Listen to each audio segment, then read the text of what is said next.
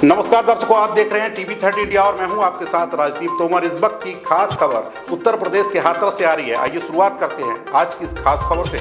हाथरस के भाजपा कार्यालय पर मंत्री चौधरी लक्ष्मी नारायण द्वारा एक प्रेस वार्ता का किया गया आयोजन। प्रेस वार्ता कांग्रेस के शासनकाल में लगाए गए आपातकाल के 50 वर्ष पूर्ण होने पर उस आपातकाल को काला अध्याय बताते हुए की गई।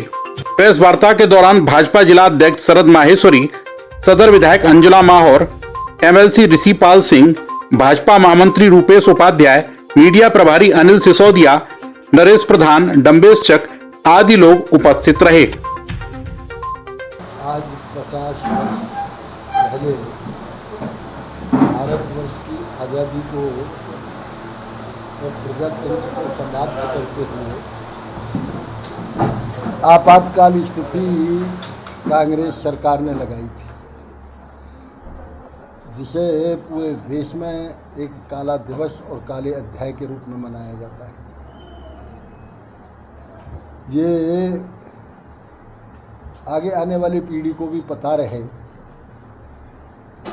कि कांग्रेस का जो इतिहास है वो प्रजातंत्र को समाप्त करने का, संविधान के विरोध और प्रजातंत्र को समाप्त करने का इनका इतिहास है। एक तरफ कांग्रेस के नेता संविधान की पुस्तक लिए फिर रहे हैं।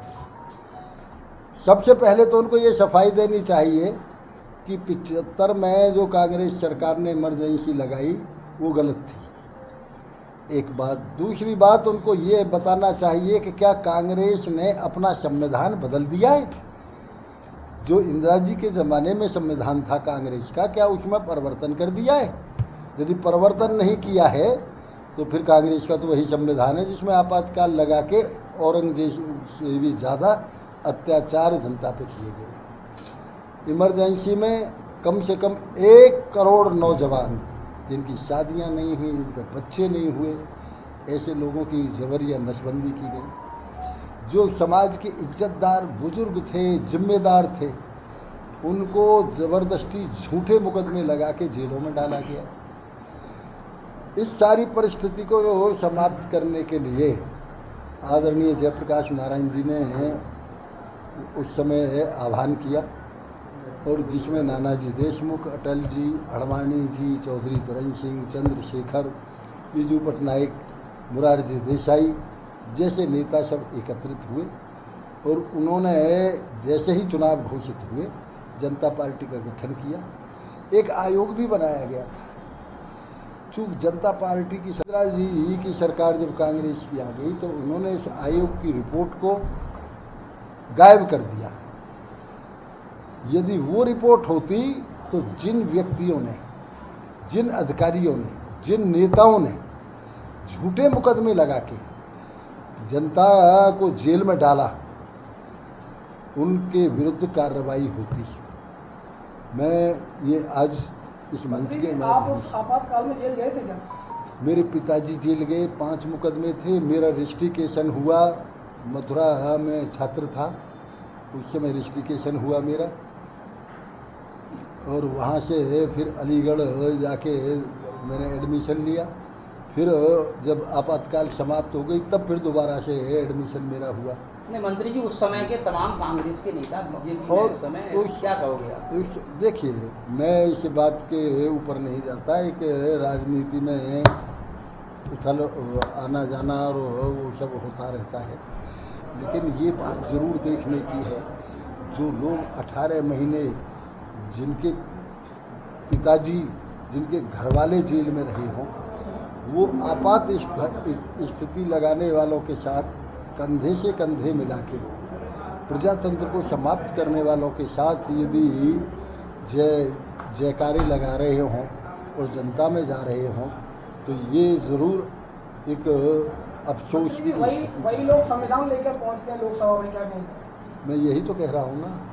पहले वो ये घोषित तो करें कि भारत के संविधान की दुहाई देने वाले लोग ये घोषित पहले करें कि जो कांग्रेस का संविधान है उसको बदल दिया गया है।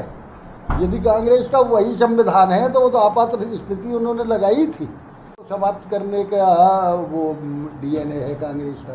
मंत्री जी, आप मथुरा से हैं और ये जो वृंदावन कॉरिडोर बनाया जा रहा है उसका गोस्वामी काफी विरोध कर रहे हैं, तो क्या कहेंगे आप? देखिए, वो कुछ भ्रम पैदा हो गए हैं।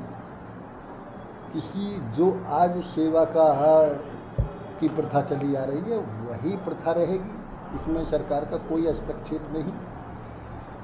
ये भी तय किया गया है एक वहाँ जो ज़मीन खरीदी जाएगी वो बांके बिहारी ट्रस्ट की तरफ से खरीदी जाएगी। उस बांके बिहारी ट्रस्ट के जो उस ज़मीन में विकास होगा उसे सरकार करेगी। क्या कॉरिडोर का एक मिनट सुन लें आप। जो ज़मीन खरीदी जा रही है बांके बिहारी ट्रस्ट से इसलिए खरीदी जा रही है वो कि हमेशा बांके बिहारी ट्रस्ट ही मालिक रहे, उसका सरकार मालिक न रहे। तो ये जो प्लान है वह स्थगित कर दिया जाएगा? क्या ये जो प्लान चल रहा है काहे के लिए स्थगित होगा? तो बनेगा ही भाई। कॉरिडोर तो जनता की मांग है।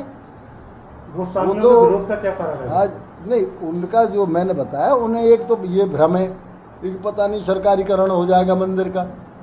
हम ये कह रहे हैं कि जब ट्रस्ट के पैसे से ज़मीन खरीदी जा रही है तो जिसके पैसे से खरीदी जाएगी मालिक तो वही रहेगा, सरकार थोड़ी होगी।